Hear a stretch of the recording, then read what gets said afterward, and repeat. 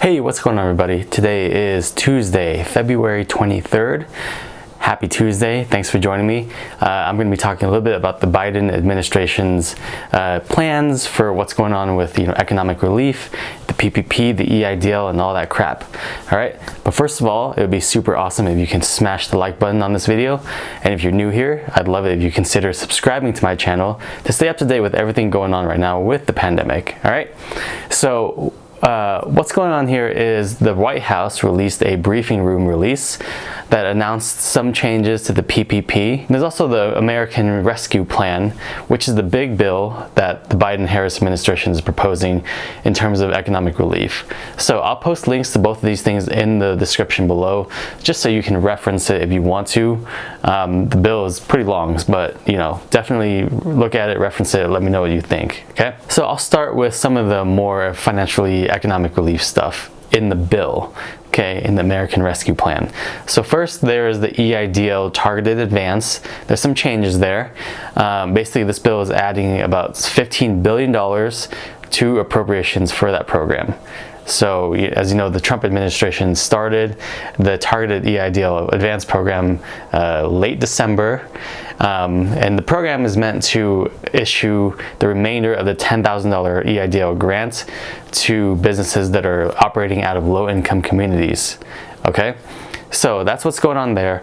The Biden administration is looking to add $15 billion to appropriations for that program, and they're also trying to add more supplemental grants for that program. So basically how it's laid out is for the first 28 days after passing this bill, the SBA will focus on fulfilling the $10,000 grant to targeted and low-income community businesses. Their job in 28 days is to do that. After 28 days, then they will start issuing what's called supplemental grant payments to severely impacted businesses.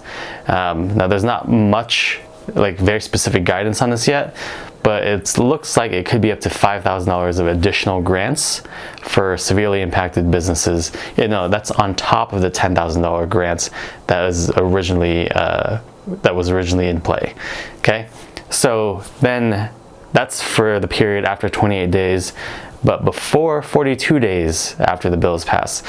After 42 days of the bill passing, if there's any money left over, the SBA can start issuing those supplemental grants to any businesses, not just severely impacted businesses. So obviously severely impacted businesses and businesses in low-income communities get a priority here, but after 42 days, if there's still funding, then you can apply for the additional $5,000 if you want.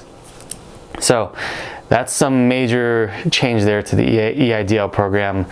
Should help a lot of businesses out. $10,000, $5,000, whatever. It might not be that much money, but any money could help at this point. So stay tuned for that. We also have some additional appropriations for the SVO grants, the Shuttered Venue Operators grants, which was introduced in the Economic Aid Act from the Trump administration. Now we're just getting an additional $1.25 billion allocated to that program. The next important thing I want to talk about is the stimulus check, because we're getting more specifics on that, and I'm just going to tell you about that based on this bill. We're looking at $1,400 per qualifying individual, as well as an additional $1,400 per qualifying child. Now that could be a lot of money if you have a big family, okay? Now, obviously this is dependent on your income, and so the phasing out of this stimulus check begins at $75,000 of income per qualifying taxpayer, and is completely phased out at $100,000 of income per year.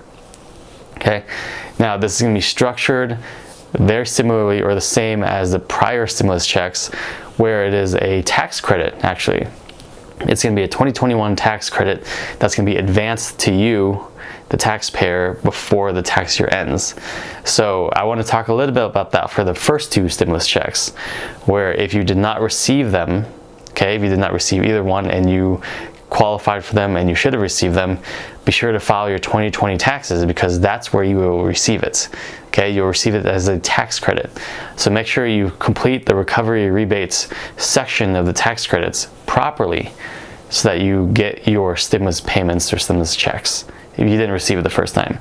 It's really important to do that. And the last kind of tax credit I'm going to talk about is the child tax credit, which is, has been expanded in this bill. So originally, as of 2018, the child tax credit is $2,000 per qualifying child, and a qualifying child is a child that's under 16 years old, 16 or under. I'm sorry. You get $2,000 of a tax credit per child. Now this bill has expanded that to $3,000 per child, and if your child is under 6 years old, you're going to get $3,600 per child. Okay, so that's a huge jump for the child tax credit. And this bill also has made this credit fully refundable, which means you didn't have to make any money or pay any taxes in order to get this credit. Now there is also an income limit for this tax credit, and according to this bill, it's going to start phasing out at $75,000 per individual, or $150,000 if you're married. And I believe the phase out limit there is $150,000 per individual. So the phase out period is between $75,000 and $150,000 of income. Now the last thing I'm going to talk about, because it's major changes here, is the PPP. There's been a lot of talks about what's going on now, and the Biden administration released a White House briefing room press release outlining some of the changes that they're looking to make with the PPP, and as well as the economic rescue, and along with the American Rescue Plan. There's going to be a bunch of changes there too. So I'll just highlight them one by one. First, I'll talk about the White House briefing, which again I'll post in the description below. The White House briefing room press release states that there will be some major changes to the PPP, and they want to target small businesses and severely impacted businesses. So they're saying, starting this Wednesday, tomorrow, that for a 14-day period, for 2 weeks, the SBA is only going to process PPP loans for businesses with 20 employees or less. Okay? Because in the article it states that 98% of small businesses consist of 20 employees or less, so they want to make sure that those businesses get a better shot, a better chance at receiving the PPP loan. So that probably applies for most people watching my channel. So no real changes there, except you might get bumped to the front of the line if you're waiting behind some larger businesses. Okay, so that's one major change that they're going to implement.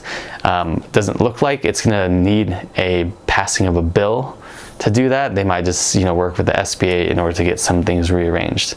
Okay, so the next major thing, and this is going to be huge, is that they're talking about changing the calculation for self-employed, independent contractors, sole proprietors, for people who file taxes as a Schedule C. They're talking about changing the calculation on the basis of calculating the PPP loan. If you've been following the PPP loan, you might know that banks are using line 31 of your Schedule C to calculate your loan amounts. Well, line 31 is your net income. It's your revenue minus expenses. And the Biden-Harris administration is saying that that might be too low. Like some businesses are qualifying for $1 or a few dollars because of all the business expenses they're deducting. So they're actually thinking about changing that calculation. And I don't know this for a fact. This is just the rumblings that I've heard. They're talking about changing it to the line 7 of the Schedule C, which is your gross revenue. Okay, so that's before all expenses or anything like that. Of course, it's going to be limited to $100,000 of a cap, which means their maximum PPP loan is going to be $20,833, but that's still much better than the net income amounts, which could be like nothing. They're planning on doing this for this second draw of PPP. I believe it's just for second draw. Could be for first draw too, but I don't know for sure. So what that means is, if you already received your PPP, I would imagine they're going to allow you to request an increase somehow. That's through your bank. That's for you to work out between your bank. But yeah, if you already applied for the PPP and received it as a sole proprietor, independent contractor, or whatever, I believe that you're going to be able to request for additional funding if this comes into play. And now there's just one noteworthy thing to talk about for the changes on the American Rescue Plan bill, and that they're just appropriating an additional $7.5 billion to the program, to the PPP program. So now the total PPP program since its inception is over $800 billion of funding, which is crazy. It's a lot of money.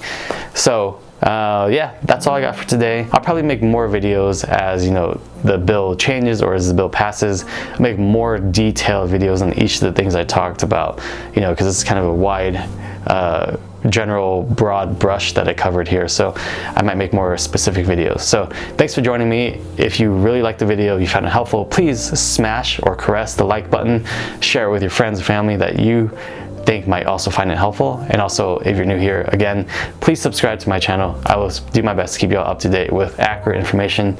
That's all I got for today. Take care for now. Stay safe. I hit the function, hit the rose till I hiccup. I hit the stage and leave with money that's a sticker.